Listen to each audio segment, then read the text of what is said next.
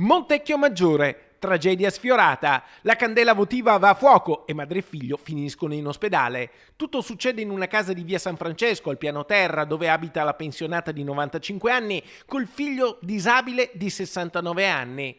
Quando la signora si accorge del fumo proveniente dalla veranda, allerta il figlio. Insieme cercano una via di fuga, trovandola. Intanto i vicini chiamano i vigili del fuoco, che arrivano in pochi minuti.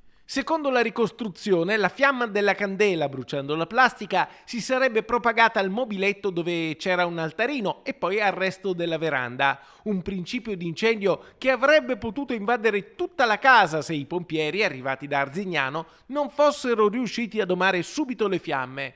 Madre e figlio, che hanno inalato il fumo, sono stati controllati dai medici e dagli infermieri del SUEM 118. Per precauzione sono stati portati in ospedale ad Arzignano per accertamenti, ma sani e salvi.